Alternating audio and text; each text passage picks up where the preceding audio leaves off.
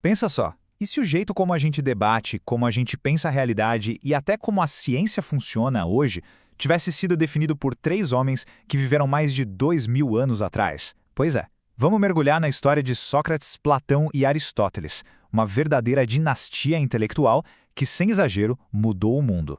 Mas olha, isso não é só uma historinha antiga, não. É uma trama sobre um mentor genial, seu aluno devoto e o aluno desse aluno, que ousou discordar de tudo. É um verdadeiro drama de ideias, cujos ecos, acredite, a gente escuta até hoje. E tudo começa nas ruas de Atenas, com uma figura que era, para dizer o mínimo, um completo enigma. E aqui já começa o primeiro mistério. Como é que a gente sabe tanto sobre alguém que nunca escreveu uma única linha?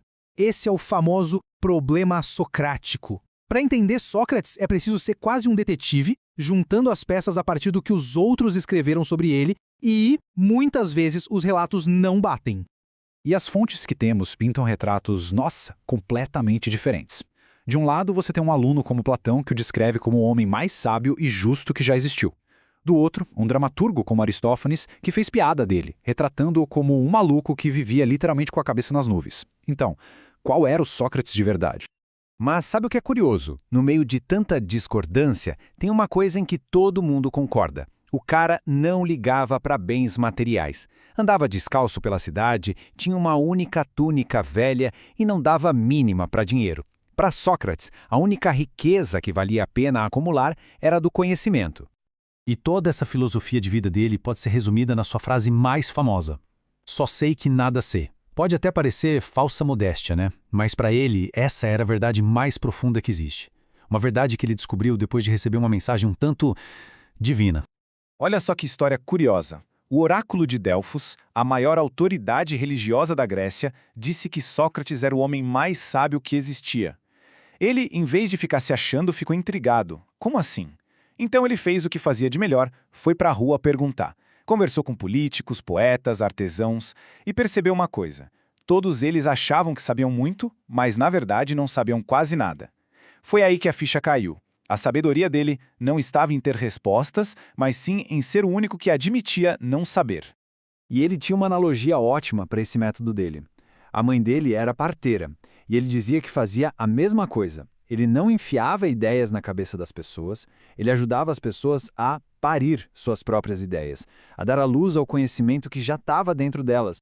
O problema é que, um cara que sai por aí provando que ninguém sabe de nada acaba sendo uma ameaça, né?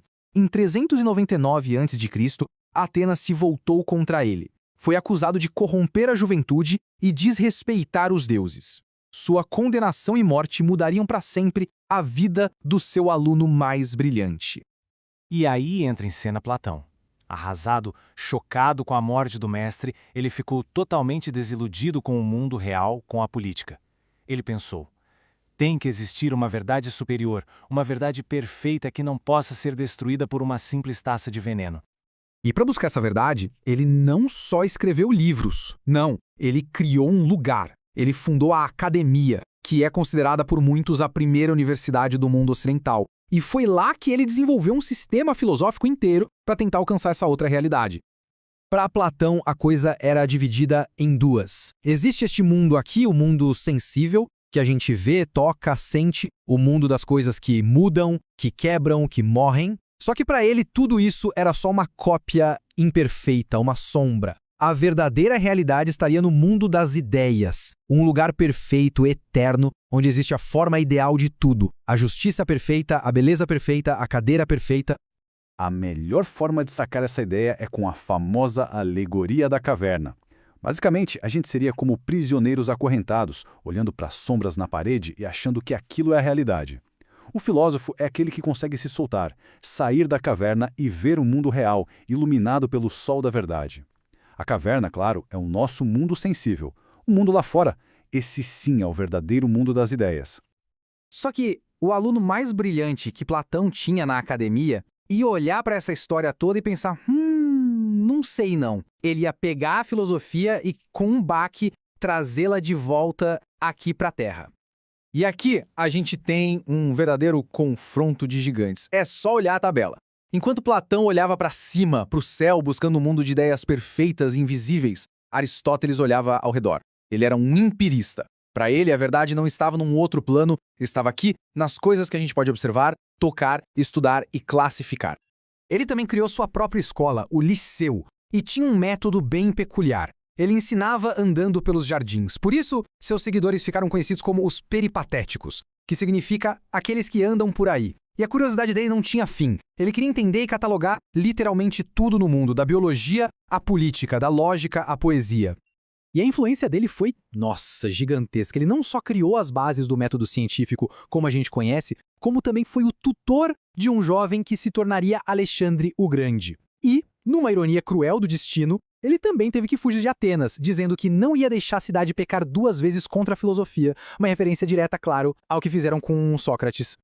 Então, no fim das contas, o que a gente tem é essa linhagem espetacular. O mestre, que nos ensinou a perguntar, o aluno que nos fez olhar para o ideal e o neto que nos ensinou a observar o mundo. E se alguém ainda duvida do tamanho do impacto, principalmente de Aristóteles, olha só o que ninguém menos que Charles Darwin escreveu, séculos e séculos depois. Ele disse que seus grandes heróis da biologia eram meros garotos de escola perto do velho Aristóteles. Isso dá uma dimensão do legado, né? E assim, essa história toda nos deixa com uma questão que, na verdade, a gente debate até hoje. Qual é o melhor caminho para encontrar a verdade? É o questionamento radical de Sócrates, que desmonta tudo o que a gente acha que sabe? É a busca de Platão por um ideal perfeito que nos inspira? Ou é a análise paciente de Aristóteles, que se baseia nas evidências concretas? Talvez a grande lição seja que a gente precise sempre de um pouco dos três.